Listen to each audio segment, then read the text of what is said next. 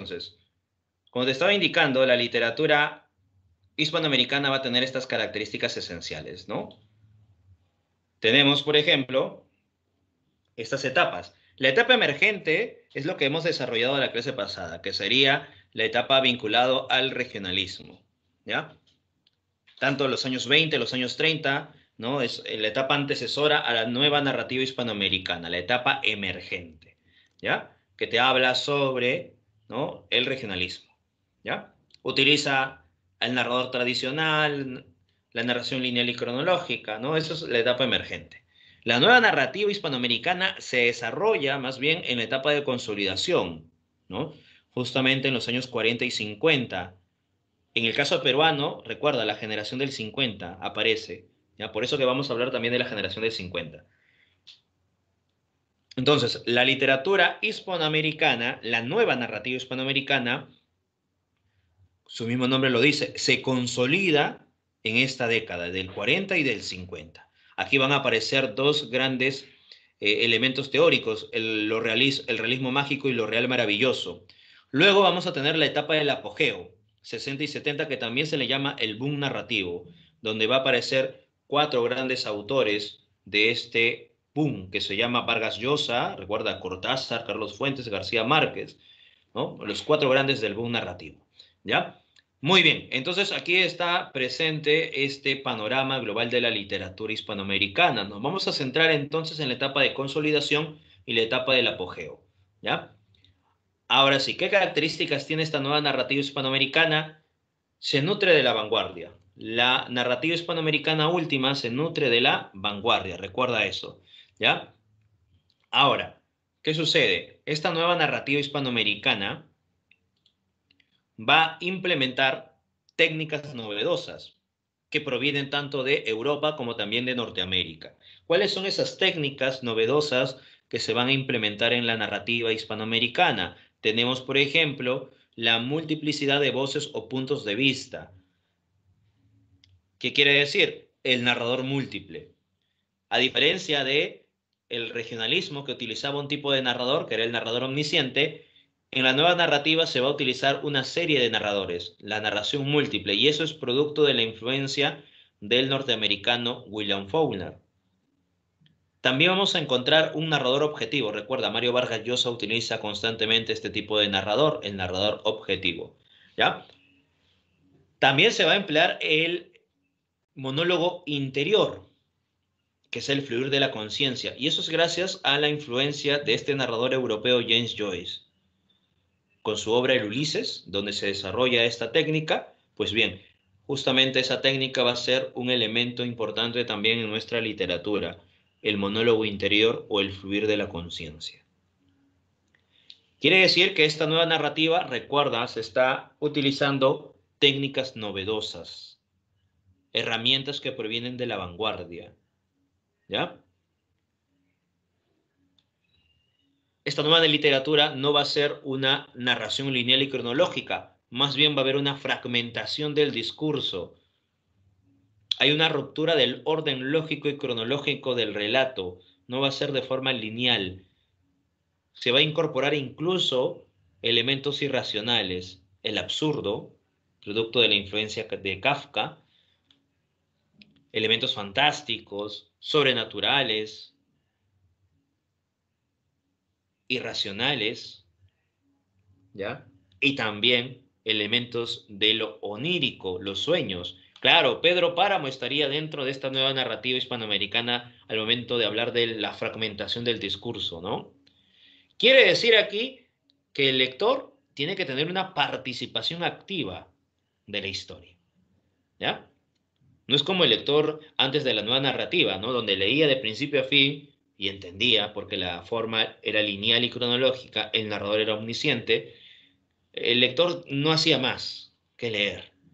En el caso de esta nueva narrativa hispanoamericana, el lector tiene que estar al tanto de todo, de todos los detalles que deja el narrador. Tiene que reconstruir la historia como si fuese un rompecabezas, la historia, tiene que armar las piezas para que pueda ver al fin esa gran imagen que sería la historia en sí, ¿no? Tiene que tener al lado su papel, de pronto para escribir, ¿no? Para lograr identificar a los personajes, las situaciones, el tiempo, qué tiempo está, capaz en el pasado, en el presente, en el futuro. Se da el flashback, recuerda, ¿no? El uso del flashback, entre otras cosas. Así que la participación tiene que ser activa del lector. Hay un papel lúdico incluso con el lector. Hay un juego con el lector. También se va a dar la experimentación lingüística. Los narradores van a utilizar, ¿no?, la lengua y van a tratar de modificarla, cambiarla, crear incluso nueva forma de escribir. Eso se realiza en la nueva narrativa hispanoamericana. En Rayuela de Julio Cortázar tenemos ese ejemplo, ¿no? Los llamados glíglicos.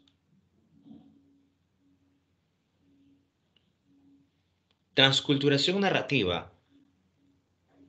Se implementan herramientas de otras culturas para hablar de elementos ancestrales. Ya eso es la transculturación narrativa, ¿no? Y hay una visión cosmopolita. ¿Por qué hay una visión cosmopolita? Porque el artista tiene que estar al tanto de lo que se está desarrollando, tanto en Europa como en Norteamérica, ¿ya? Así que el artista tiene, o sea, el narrador tiene que estar al tanto, modernizarse constantemente para que pueda, al fin, ¿no?, obtener diferentes influencias, ¿ya? Entonces, esas características que hemos desarrollado en la siguiente diapositiva pertenecen a la etapa de consolidación y la etapa del apogeo, ¿ya? Una visión cosmopolita, aportes que provienen de los narradores europeos y narradores norteamericanos. Y en esta etapa, recuerda que está el desarrollo del realismo mágico y lo real maravilloso. El realismo mágico, recuerda, el realismo mágico ya va a estar implementado por Miguel Ángel Asturias, pero el máximo exponente del realismo mágico, justamente lo que ha escrito sus compañeros. Exacto, ¿no? Elian justamente nos ha dicho García Márquez. Efectivamente, máximo exponente del realismo mágico, García Márquez. Pero quien inserta esta noción del realismo mágico va a ser Miguel Ángel Asturias. Máximo exponente, García Márquez. Y lo real maravilloso a través de Alejo Carpentier. ¿Ya? Bien, ahorita vamos a poner justamente a esos autores, ¿no? Aquí están los representantes de la etapa de consolidación. Mira, los grandes autores de la etapa de consolidación, ¿ah? Tenemos a Miguel Ángel Asturias, con su obra muy, muy importante, El señor presidente, que hace una crítica a la dictadura de Estrada Cabrera, ¿no? El señor presidente de Miguel Ángel Asturias, ¿ya? Tenemos a Alejo Carpentier, muy bien, Teresita, con El reino de este mundo. Justamente en el prólogo del reino de este mundo, Alejo Carpentier nos habla sobre lo real maravilloso, ¿ya?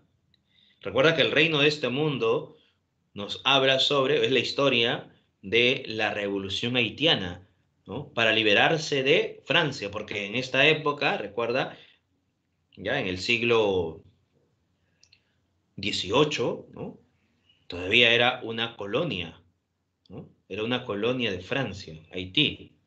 Así que busca, ¿no?, enfrentarse contra los franceses para lograr liberarse, ¿ya? Así que Alejo Carpentier nos traslada a esa época, a través de El reino de este mundo, a esa época donde se busca, ¿no?, la liberación de Haití, ¿ya?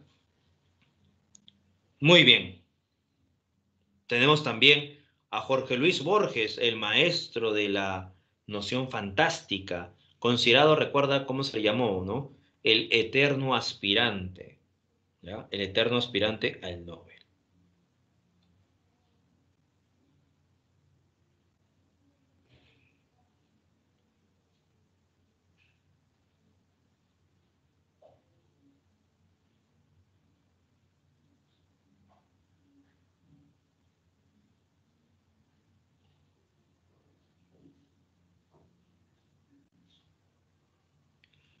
Jorge Luis Borges tiene dos grandes obras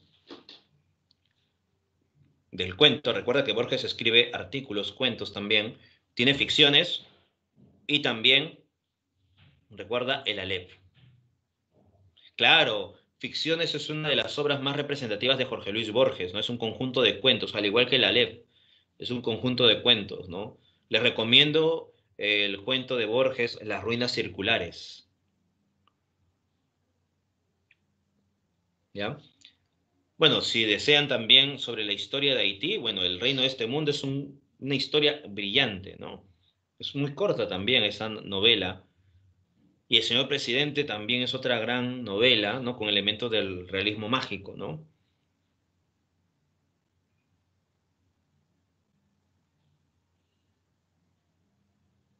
Bien, entonces tenemos la obra Ficciones de Jorge Luis Borges, ¿ya?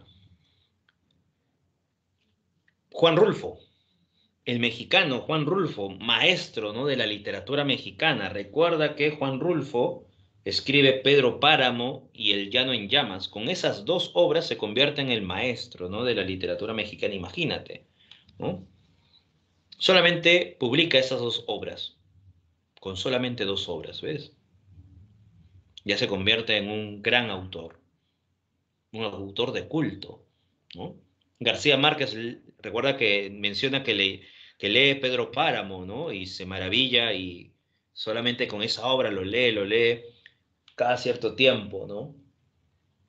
Y se nutre de la propuesta de Juan Rulfo con Pedro Páramo. Ahorita vamos a hablar, bueno, vamos a escuchar, ¿no? Y ver un video relacionado a Pedro Páramo, ¿ya? Pero bien, ya sabes entonces, Juan Rulfo, autor de Pedro Páramo, ¿no? Y en el caso del Perú tenemos a Julio Ramón Ribeiro con La palabra del mudo. Recuerda que Ribeiro pertenece a la generación del 50. Vamos a hablar sobre la generación del 50 en unos instantes, ¿ya? Así que Ribeiro es el maestro también del cuento peruano, ¿no? Sí, por acá me preguntan si de pronto Borges, Vallejo, no, Vargas Llosa. Ah, Vargas Llosa escribió sobre Borges. Sí, Mario Vargas Llosa, no reciente, pero sí hace poco, publicó un ensayo relacionado a Borges, ¿no? Un conjunto de artículos que él había escrito respecto a Borges. Ujú. Recuerda que Mario Vargas Llosa tiene algunos ensayos que hace estudios sobre diferentes autores, ¿no? Por ejemplo, Mario Vargas Llosa tenía el ensayo respecto a Madame Bovary, que se llama La orgía perpetua. Hizo un ensayo de García Márquez que se llama Historia de un deicidio, ¿no? Y así, va a hacer diferentes estudios, ¿no? O propuestas o artículos. También tiene un conjunto de artículos sobre Rubén Darío. Ujú. Sobre Víctor Hugo también. Estudia a Víctor Hugo, a Rubén Darío, a Jorge Luis Borges también, ¿no? Bien, vamos entonces a escuchar un poco de lo que es Pedro Páramo.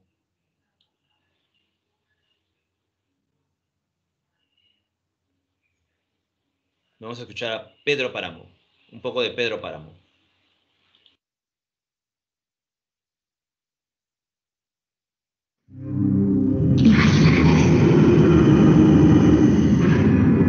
En un ejercicio de imaginación, hoy nos internaremos en Comala. Hay que tener mucho cuidado. Es un pueblo donde cuando alguien piensa, siente que lo oyen. Vamos a subirle el volumen a los pensamientos y a los sonidos de la novela Pedro Páramo. Originalmente, Rulfo le llamó los murmullos. Podemos oír pasos sobre las calles empedradas. Las palabras se perciben como en los sueños, no se oyen. Los murmullos de las almas en pena se quedan encerrados en los huecos de las paredes. Rulfo incluso puede escuchar pájaros con hipo. En la luz de la noche solo queda el sonido de la lluvia como un murmullo de grillos. Las gotas hacen un agujero en la arena del patio, suenan plas, plas y luego otra vez plas. Dice Rulfo, quien no tan solo nos da un retrato profundo de nuestra realidad, sino también del fino oído mexicano que escucha todas las paredes de nuestra alma.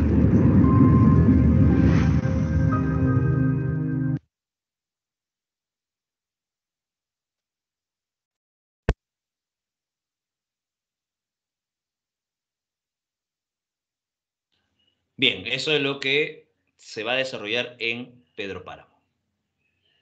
Les recomiendo ya Pedro Páramo. Pedro Páramo es una gran novela, una novela muy corta, no te demoras mucho, ¿ah? Son como 70 páginas, Pedro Páramo, ¿ya? Pero es una gran novela.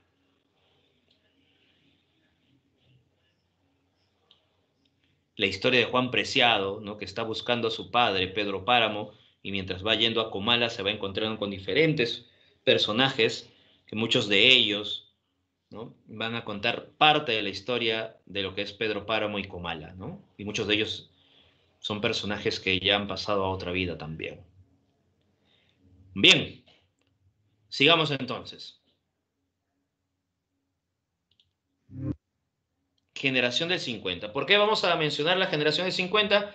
Porque recuerda que estamos hablando de la etapa de consolidación de la literatura hispanoamericana. Así que de pronto, justamente como estamos hablando de la etapa de consolidación, comprende los años 40 y 50. Hemos hablado de algunos autores, ¿no?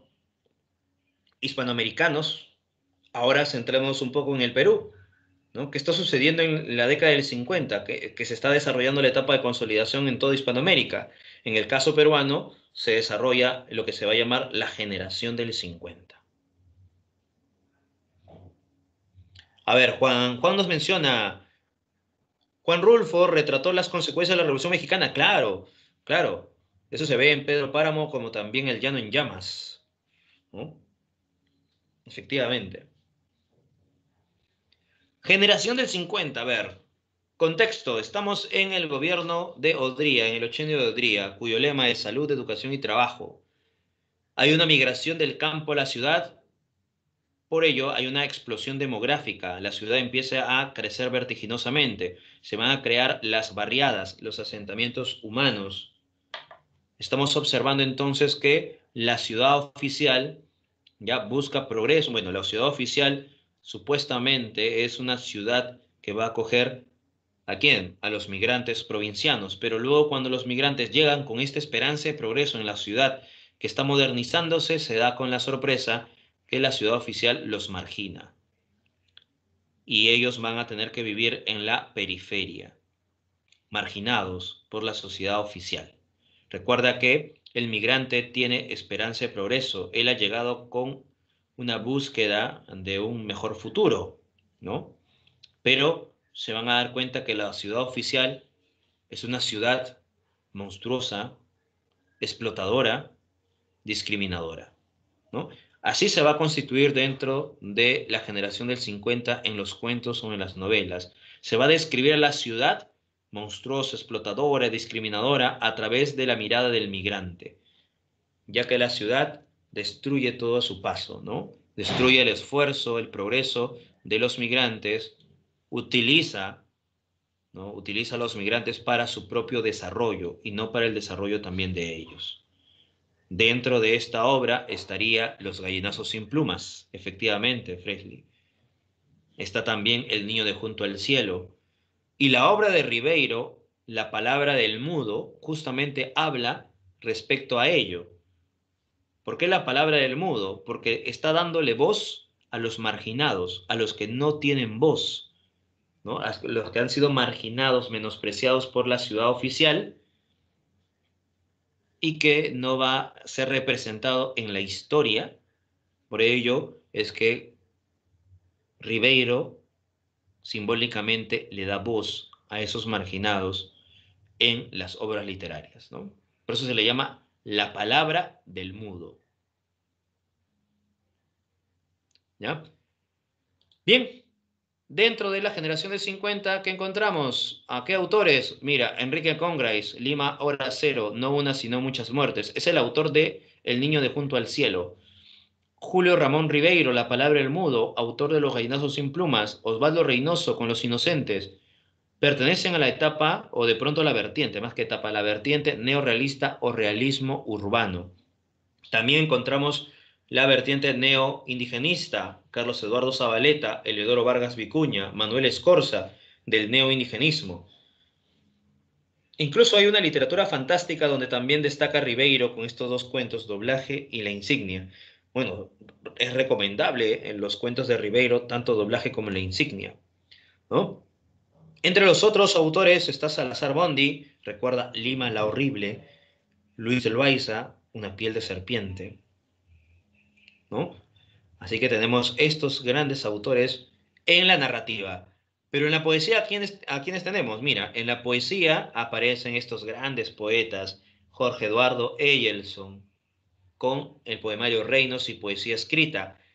Alejandro Romualdo, edición extraordinaria. Yo supongo que habrás escuchado a Alejandro Romualdo, ¿no? Es muy conocido, Alejandro Romualdo, ¿ya? En el colegio supongo que habrás escuchado de pronto algún poema de Alejandro Romualdo, ¿no? En los colegios muchas veces se lee el poema muy conocido de Romualdo que es Canto Coral a Túpac Amaru.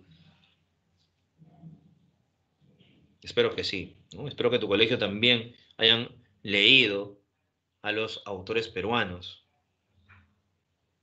Es un poema muy conocido, Canto Coral de Túpac Amaru.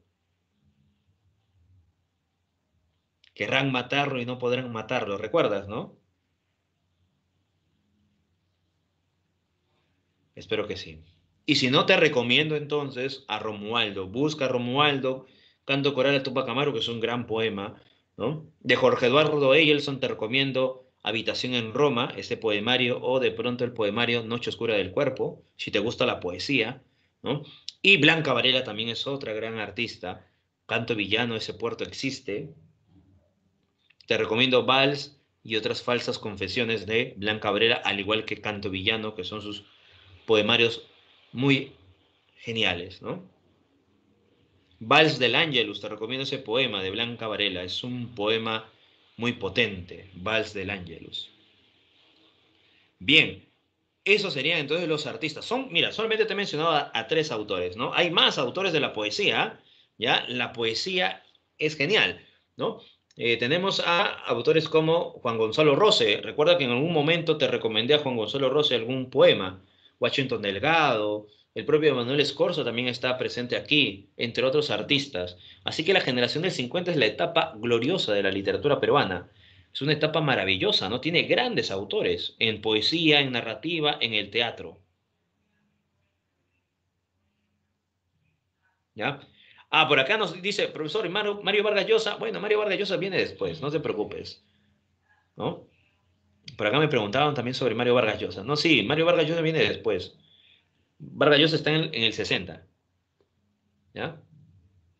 En el 60 está Mario Vargas Llosa. Pero la generación del 50 es monumental, pues, ¿no? Es una de las grandes generaciones, uno de los grandes momentos de la literatura peruana, ¿no? Lastimosamente no se estudia mucho la generación del 50 en el colegio, ¿no? Muy poco se le ve. A lo mucho a Ribeiro, ¿no? Y de ahí ya no hablan más de la generación del 50.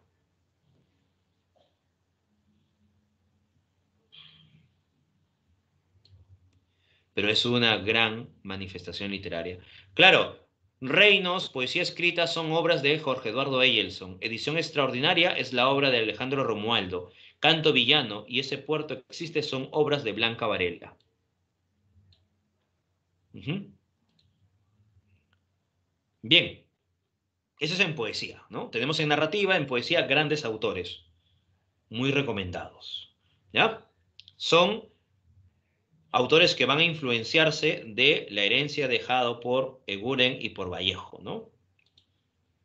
Ahora sí, centrémonos en esta obra, Los gallinazos sin plumas. Estamos observando, mira, este autor, mira, el que ha logrado hacer esta imagen, ahí está el nombre del el ilustrador, ¿ya? Ha logrado captar muy bien, ¿no? Mira, ¿quién es este? Este personaje. ¿Recuerdas cómo se llama? Ese chancho.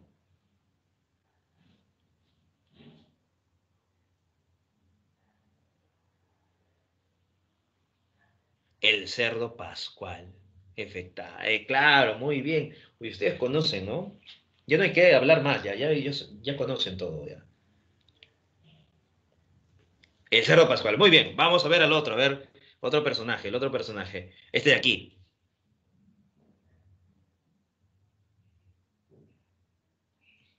Ahí tienes para hacer tu recortable. ¿Pascual? ¿Cómo que quién es Pascual? Es el chancho. Juan, ¿dónde estás, Juan? ¿Qué pasó, Juan?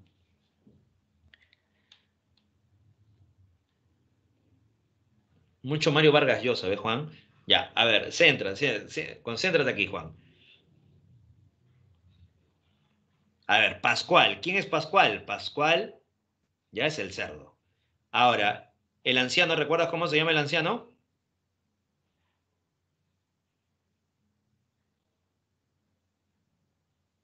Claro, el anciano se llama Don Santos. Imagínate cómo también, cómo lo describe, ¿no? Igualmente tiene esa característica, ¿no? La pierna de palo, ¿no? La vara con que va siempre a golpear a los niños y además al cerdo. Este ilustrador es genial porque capta muy bien a estos personajes. ¿Y recuerdas a este personaje?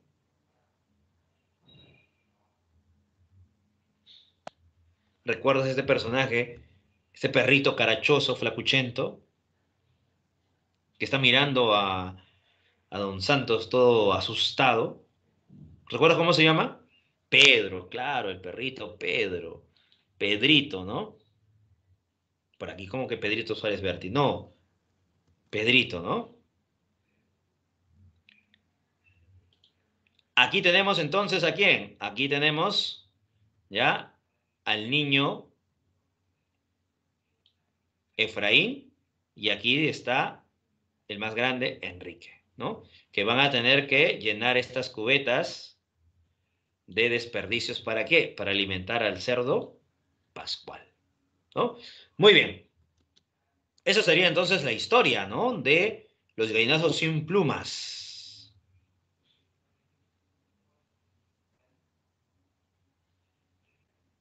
Claro, Lucas, muy bien, por tu cuenta, está bien, efectivamente. Si de pronto no se pudo en el colegio, por cuenta propia, eso es genial.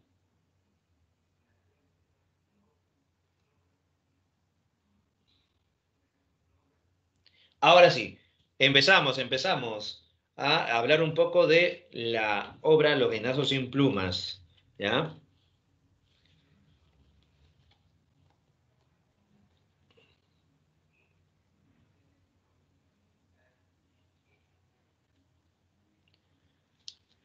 A ver, así empiezan los gallinazos sin plumas para que escuches y te des cuenta la genialidad de Ribeiro, cómo va a describir la ciudad de Lima, ¿ya? Y sus habitantes, ¿no?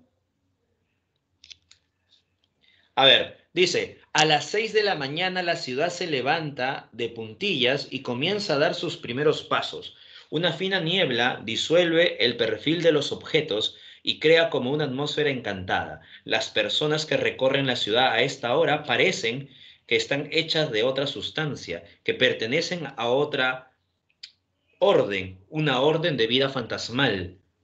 Las beatas se arrastran penosamente hasta desaparecer en los pórticos de las iglesias. Los noctámbulos, macerados por la noche, regresan a sus casas envueltos en su bufanda y en su melancolía. Los basureros inician por la avenida Pardo su paseo siniestro, armados de escobas y de carretas.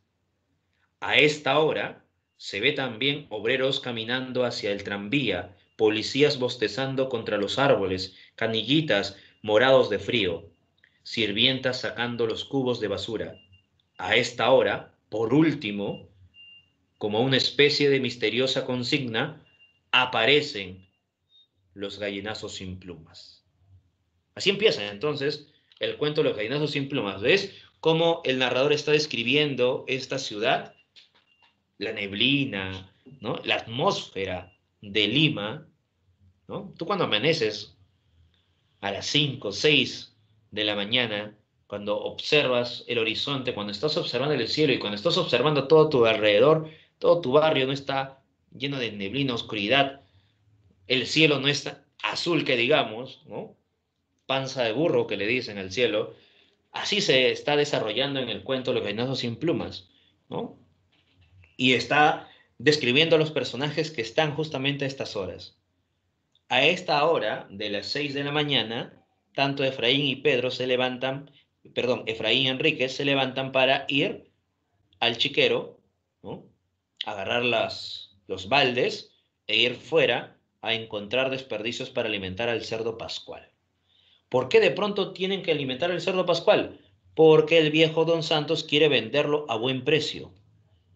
Y así, ¿lograr qué? Lograr que de pronto pueda comprar más cerdos. Así que el viejo tiene una visión empresarial, a tal punto que no le interesa lo que le suceda a sus nietos. Lo que le interesa a él solamente es dinero, progreso, a costa de el esfuerzo de todos estos niños, ¿no? Llega un momento donde los niños han traído potes de desperdicios, le entregan a Pascual, Pascual se lo devora, pero Pascual poco a poco tiene más y más y más ganas de comer, ¿ya? Llega un momento que el pobre, ¿no? El pobre Pascual llora, imagínate, así lo llaman, ¿no? Pobre Pascual, ¿no? Mi Pascualcito, incluso le dice Don Santos, ¿no? Más bien a los otros dice, idiotas, ¿no? Ustedes, ¿cómo de pronto ven morir a Pascual? Le dice, ¿no? Seguro quieren morir, ver morir a Pascual de hambre, le dice. Traigan más comida. Así que de pronto Efraín y Enrique salen, pues, ¿no? ¿Qué sucede? Un día de pronto, ya para acortar un poco la historia, Efraín, al momento de buscar desperdicios, se hace una herida en el pie. Se echa una herida. Así que no puede caminar muy bien. Al día siguiente está enfermo, tiene fiebre. ¿Qué sucede? Sucede que el abuelo golpea a los dos y Enrique le dice, no puede Efraín ir porque está mal. ¿Mal? Le dice. A ver, ¿qué tiene? ¿No? El pie se le ha hinchado. ¿Ya?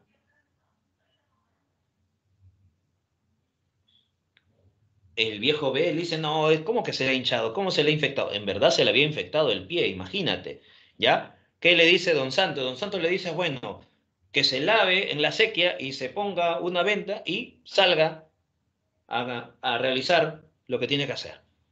No le interesa a Pascual nada, ni siquiera a Don Santos, porque Don Santos recuerda, ve a Pascual y Pascual está gritando y gritando y gritando de comida y Don Santos golpea a los niños para que pueda ir, ¿no? A comer.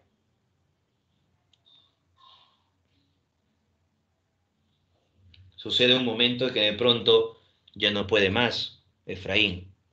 Así que Enrique le dice a Don Santos, a su abuelo, que ya no puede conseguir más comida. Así que le dice, pues tú te irás, le dice, ¿no? Así que Enrique sale a buscar desperdicios y se va a encontrar a Pedro. Así que este perrito carachoso, flacuchento, lo ayuda, viene con un balde lleno de desperdicios. El viejo molesto le dice, ¿qué hace esa cosa aquí? Yo no quiero más bocados en mi casa, le dice, ¿no? Y entonces Enrique le dice, lo que sucede es que Pedro me ha ayudado, tiene un buen olfato, ¿no? Así lo va a llamar Pedro al perrito. Enrique enferma, también está tosiendo. El viejo golpea a los dos, no pueden levantarse, así que el viejo decide, está bien, no quieren ir, pues bien, hoy no tendrán comida.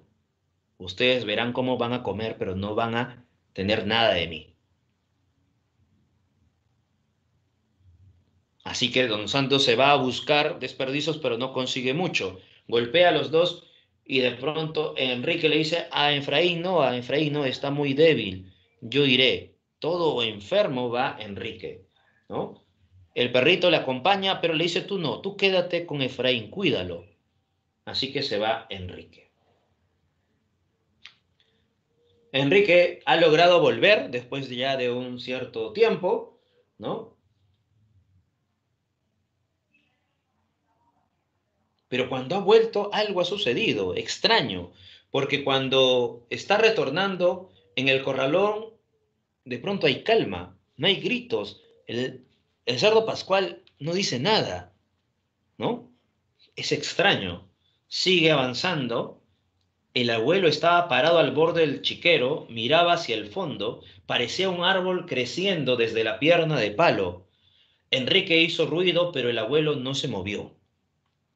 Aquí están los cubos, dice Enrique. Don Santos le volvió la espalda y quedó inmóvil. Enrique soltó los cubos y corrió intrigado hasta el cuarto donde estaba su hermano Efraín. Efraín, apenas lo vio, comenzó a llorar y a decir estas palabras, ¿no? Pedro, Pedro, balbuceaba al decir las palabras. Enrique le dice, ¿pero qué pasa? ¿Qué tiene que ver Pedro? Y Efraín le dice, Pedro ha mordido al abuelo. El abuelo cogió la vara, después lo sentía aullar. Así que el abuelo golpeó a Pedro, ¿no? Enrique salió del cuarto gritando, Pedro, Pedro, ven aquí, Pedro, ¿dónde estás, Pedro, Pedro? Nadie le respondió.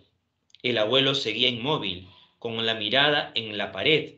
Enrique tuvo un mal presentimiento. De un salto se acercó al viejo. ¿Dónde? Dime, ¿dónde está Pedro? Su mirada descendió al chiquero. Pascual devoraba algo en medio del lodo. Aún quedaban las piernas y el rabo de Pedro.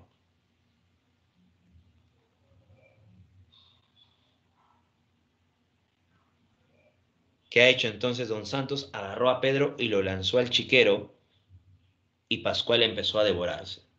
Gritó desesperadamente Enrique, tapándose los ojos. No, no, gritó una vez más, y a través de las lágrimas buscó la mirada del abuelo. Este le rehuyó. Girando torpemente sobre su pierna de palo, Enrique comenzó a danzar, ¿no?, en torno suyo, prendiéndose de su camisa, gritando, pataleando, tratando de mirar sus ojos, de encontrar una respuesta. ¿Por qué has hecho eso? ¿Por qué? El abuelo no respondía. Por último, impaciente, dio un manotazo, un golpe a su nieto que lo hizo rodar por la tierra. Desde allí, Enrique observó al viejo que, erguido como un gigante, miraba obstinadamente el festín de Pascual. Miraba cómo Pascual seguía devorando, ¿no?, a Pedro. Estirando la mano encontró la vara que tenía el extremo manchado de sangre. Enrique cogió esa vara, con ella se levantó de puntillas y se acercó al viejo. ¡Voltea!, gritó, ¡voltea! El viejo volteó. Y cuando volvió, divisó la vara que cortaba el aire y se estrellaba contra su pómulo. Toma, le dijo Enrique, y levantó nuevamente la mano, pero súbitamente se detuvo. Temeroso de lo que estaba haciendo y lanzando la vara a su alrededor, miró al abuelo casi arrepentido. El viejo, cogiéndose el rostro, retrocedió un paso. Su pierna de palo tocó tierra húmeda, resbaló y dando un alarido se precipitó de espaldas al chiquero. El viejo cayó en el chiquero. Enrique retrocedió unos pasos. Primero aguzó el oído, pero no se escuchaba ningún ruido. Poco a poco se fue aproximando. El abuelo, con la pata de pala quebrada, estaba de espaldas en el fango. Tenía la boca arriba y sus ojos buscaban a Pascual, que se había refugiado en un ángulo y husmeaba sospechosamente en el lodo. Enrique se fue retirando con el mismo sigilo con que se había aproximado. Probablemente el abuelo alcanzó a divisarlo, pues mientras corría hacia el cuarto le pareció que lo llamaba por su nombre, con un tono de ternura que nunca había escuchado Enrique de su abuelo. A mí, Enrique, a mí. Enrique ya ha ido al cuarto donde está Efraín y le dice, ¿no? Pronto, le dice a Efraín, pronto, el viejo se ha caído al chiquero, debemos irnos. Y Efraín le dice, ¿a dónde? Enrique le dice, a donde sea, al muladar, donde podamos comer algo, donde sea, donde los gallinazos. No me puedo parar, dice Efraín. Y Enrique entonces cogió a su hermano con ambas manos y lo estrechó contra su pecho. Abrazados hasta formar una sola persona, cruzaron lentamente el corralón. Cuando abrieron el portón de la calle, se dieron cuenta de que la hora celeste había terminado y que la ciudad, despierta y viva, abría ante ellos su gigantesca mandíbula. Desde el chiquero llegaba el rumor de una batalla. Este es el final entonces de Los gallinazos sin plumas. Recuerda, el final es muy interesante porque nos dice cuando Efraín y Enrique abren, ¿no?, el portón y observan la ciudad. Esta ciudad, recuerda cómo dice, ¿no? Esta ciudad está viva y despierta. Abría ante ellos su mandíbula gigante. ¿Por qué dice su gigantesca mandíbula? ¿Por qué la ciudad está representando como una gigantesca mandíbula? Porque la ciudad va a devorar a estos niños. ¿Qué quiere decir? Que los niños no van a encontrar un refugio, no van a cambiar su situación, ¿ya? No van a encontrar una situación, no van a cambiar entonces la situación de este niño, ¿no? Y además nos dice, desde el chiquero llegaba el rumor de una batalla, ¿ya? Desde el chiquero llegaba el rumor de una batalla. ¿Qué nos está diciendo entonces? El rumor de una batalla. Entonces, es un final abierto aquí, ¿no?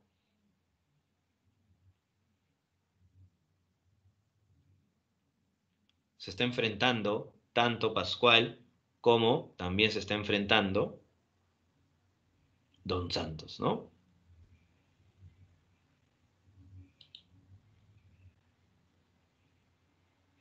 Bien, eso es lo gallinazo sin plumas.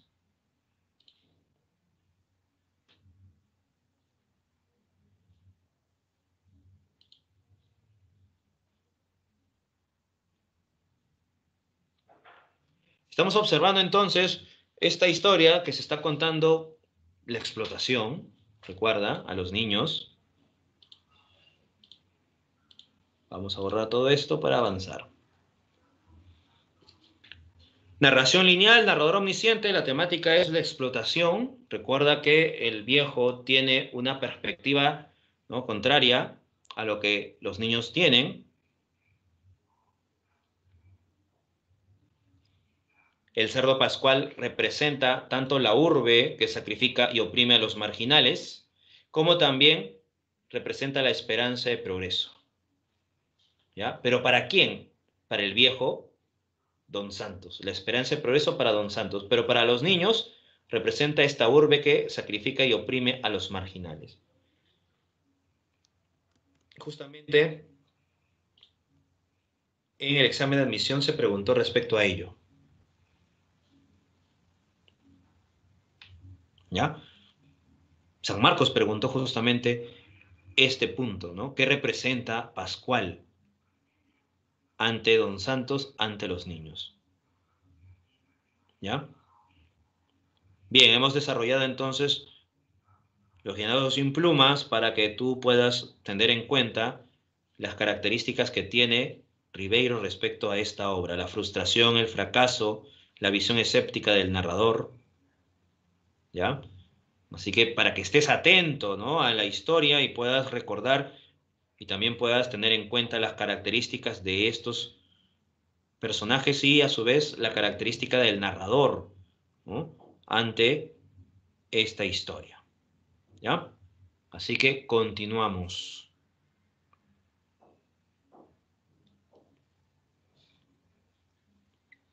Boom narrativo.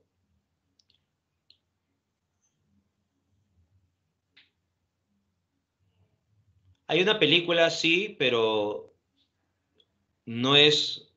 Está ambientada, sí, en la ciudad de los... Perdón, en Lima, en una barriada, pero cambia un poco los roles de los personajes. Hay una adaptación de una película, sí.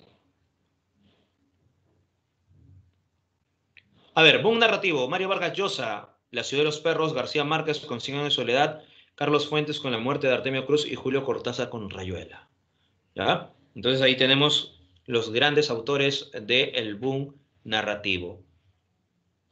Con relación a García Márquez, ¿qué características son representativas de García Márquez? Tenemos el primer elemento, la hiperbolización. La hipérbole es la exageración, ¿ya? Así que exagera mucho al momento de retratar a sus personajes y las situaciones también que se plasman. Otra característica es el tiempo cíclico, el tiempo que empieza a retornar las características de los personajes, las situaciones que se repiten una y otra vez. Emplea el realismo mágico, elementos sorprendentes que se vuelven cotidianos o elementos cotidianos que se vuelven sorprendentes. En la obra Cien años de soledad, ahí tenemos un pasaje donde el personaje Remedios la Bella asciende, ¿no?, al cielo, y los personajes no se cuestionan sobre cómo de pronto una persona puede ascender. Más bien lo toman como algo cotidiano. Incluso uno de estos personajes va gritando a Remedios la Bella porque se está llevando su sábana. ¿No? Se está llevando la sábana, le está gritando: ¿por qué te llevas la sábana? Es un hecho sorprendente que se vuelve cotidiano para los personajes, ¿no? O un hecho sorprendente que en realidad es algo cotidiano. Por ejemplo, cuando José Arcadio logra, ¿no?, conseguir el imán. Para él, el imán es un objeto mágico, sorprendente, ¿no?, porque hace cobrar vida a los objetos inanimados metálicos, ¿no? O cuando conocen el hielo, también es un hecho sorprendente para ellos. Así estamos viendo el realismo mágico dentro de Cien años de soledad. Recuerda que la obra Cien años de soledad nos habla sobre la historia de los Buendía y también la historia de Macondo. Son 7 generaciones. José Arcadio y Úrsula Iguarán son primos, así que de pronto tenían miedo que nazca un hijo con cola de cerdo. Va a tener que pasar 7 generaciones para que logre suceder eso, a través de otra relación incestuosa entre una tía y un sobrino, ¿no? Aureliano Babilonia y Amaranta Úrsula. Producto de esta relación incestuosa nace el niño con cola de cerdo que da fin a la estirpe de los Buendía. Vamos a escuchar de pronto, a ver un video respecto a esta obra.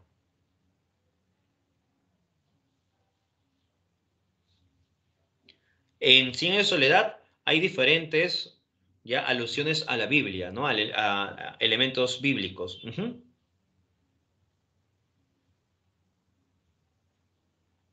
Ya hay alusiones a elementos bíblicos, sí. El Apocalipsis, el Génesis, ¿no?, el Éxodo. Son estos libros bíblicos que hay alusión muchas veces en la obra Cien años de soledad. Bien, vamos a escuchar.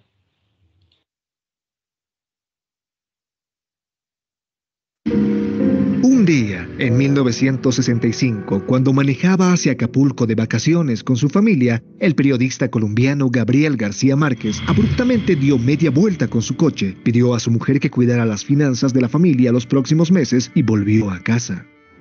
El comienzo de un nuevo libro vino a él súbitamente. Muchos años después, frente al pelotón de fusilamiento, el coronel Aureliano Buendía había de recordar aquella tarde remota en que su padre lo llevó a conocer el hielo. En los 18 meses siguientes, aquellas palabras hicieron florecer 100 años de soledad. Una novela que llevaría a la literatura latinoamericana a la vanguardia del imaginario popular y que le valdría a Gabriel García Márquez el Premio Nobel de Literatura de 1982. ¿Qué hace esta novela tan extraordinaria? La novela cuenta las fortunas e infortunios de 7 generaciones de la familia Buendía. Con su prosa elaborada y detallista, su gran variedad de personajes y su narrativa enmarañada, 100 años de soledad no es un libro fácil de leer. Pero es muy gratificante, con una variedad épica de romances intensos, guerras civiles, intrigas políticas, aventureros trotamundos y más personajes llamados Aureliano de los que te puedas imaginar. Pero no es un mero drama histórico. 100 años de soledad es uno de los ejemplos más famosos del género literario conocido como realismo mágico. En él, los hechos y poderes sobrenaturales se describen con un tono realista y objetivo, mientras los hechos reales de la vida y la historia humana se revelan llenos de absurdos fantásticos. Los fenómenos surrealistas que ocurren en el pueblo ficticio de Macondo se mezclan con los hechos que ocurren en el país real de Colombia. Todo empieza con un estado mítico de aislamiento que es gradualmente expuesto al mundo externo y pasa por múltiples calamidades. Con el pasar de los años, las personas envejecen y mueren y vuelven como fantasmas o reencarnados en la siguiente generación. Cuando llega a la ciudad una empresa de frutas estadounidense, llega también un mecánico romántico, siempre es rodeado de mariposas amarillas. Una joven mujer empieza a flotar. Si bien la novela evoluciona a través de generaciones, el tiempo pasa de forma cíclica. Muchos personajes tienen nombres y características de sus antepasados, cuyos errores ellos siempre repiten. Extrañas profecías y visitas de gitanos misteriosos dan lugar a batallas y fusilamientos de repetidas guerras civiles. La empresa de frutas abre una plantación cerca del pueblo y termina masacrando miles de trabajadores en huelga, en alusión a la verdadera masacre de las bananeras de 1928. Combinado con el realismo mágico de la novela, esto produce una percepción de la historia como una espiral descendente de la cual los personajes no consiguen escapar. Abajo de esta magia se presenta el modelo histórico colombiano y latinoamericano desde la era colonial en adelante. Esta es una historia que el autor conoce bien. Gabriel García Márquez creció en una Colombia dividida por los conflictos civiles entre los partidos liberal y conservador. Él también vivió en el México autocrático e hizo la cobertura periodística del golpe del Estado venezolano de 1958, pero tal vez sus abuelos maternos hayan sido sus mayores influencias. Nicolás Ricardo Márquez fue un veterano condecorado de la Guerra de los Mil Días, cuyos relatos de la revuelta contra el gobierno conservador colombiano inclinaron a Gabriel García Márquez para el lado socialista. En tanto, la superstición omnipresente de Doña Tranquilina y Guarán Cotes se tornó la base del estilo de 100 años de soledad. La pequeña casa de los abuelos en Aracataca, donde el autor pasó su infancia, fue su mayor inspiración para Macondo. Con 100 años de soledad, Gabriel García Márquez encontró una forma única de capturar la singular historia de América Latina. Fue capaz de retratar la extraña realidad de una sociedad poscolonial forzada a revivir las tragedias del pasado. A pesar de todas las fatalidades, la novela todavía trae esperanza. En el discurso del Nobel, García Márquez retrató la larga historia latinoamericana, marcada por conflictos civiles y grandes desigualdades, pero terminó el discurso afirmando que era posible construir un mundo mejor, una nueva y arrasadora utopía de la vida, donde nadie pueda decidir por otros hasta la forma de morir, donde de veras sea cierto el amor y sea posible la felicidad, y donde las estirpes condenadas a 100 años de soledad tengan por fin y para siempre una segunda oportunidad.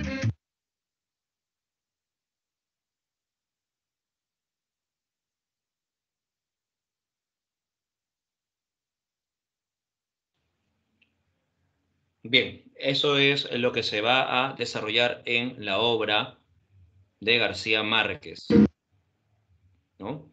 Recuerda que el tema dentro de Cien años de soledad es la soledad y la familia de los Buendía, ¿no? No hemos tenido tiempo para desarrollar, recuerda, esta historia. En el intermedio vamos a lograr desarrollarlo con mayor profundidad. Por eso que el video es importante, ¿no? Muy bien.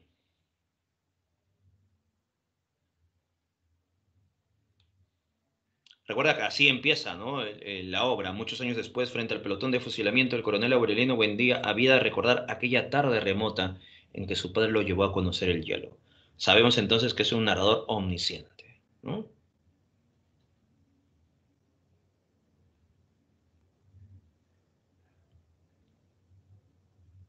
Al final, recuerda que Aureliano Babilonia descifra los pergaminos que dejó Melquiades, y justamente en esos pergaminos se habla, ¿no?, sobre la historia de Macondo y sobre la historia de los Buendía, y él justamente se da cuenta que ha cometido un acto incestuoso y que su hijo nacerá con cola de cerdo y será devorado por hormigas. Cuando llega al final de este manuscrito dejado por Melquiades, ¿qué sucede? Sucede que de pronto en este manuscrito dice que unos vientos huracanosos arrasará todo a su paso, y justamente eso es lo que pasa, ¿no? Ese es el final de la historia, ¿no? Vienen los vientos huracanosos y destruyen todo a su paso como si ni una generación, ni una civilización estuviese ahí presente. ¿Para qué? Para que vuelva todo a su origen, Claro, eso es como si fuese el apocalipsis, ¿no? Entonces, ¿qué sucede? Sucede que de pronto quien conoce toda esta historia es Melquíades. Melquíades ha conocido a estas grandes civilizaciones que han aparecido y desaparecen, una tras otra, uno tras otro.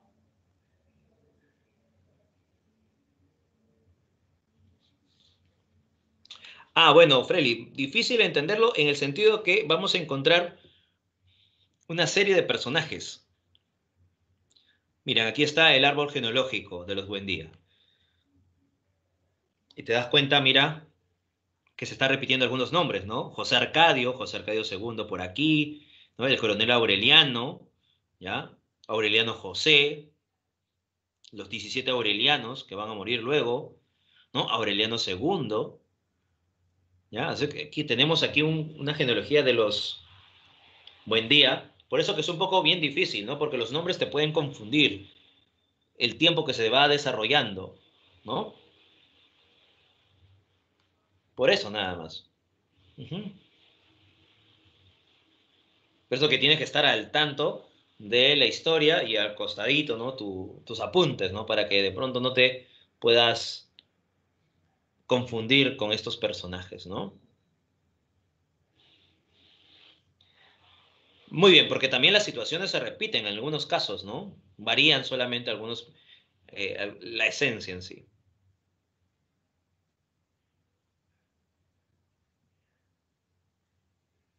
Muy bien, chicos. Hasta aquí nos quedamos entonces. Hasta aquí nos quedamos. Ya pueden ir a dar su examen. Hemos visto entonces un panorama global de la literatura de la segunda década del siglo XX, ¿ya? La literatura hispanoamericana de la segunda década del siglo XX. Muy bien, chicos, ahora sí pueden dar su examen. Hemos finalizado el ciclo básico.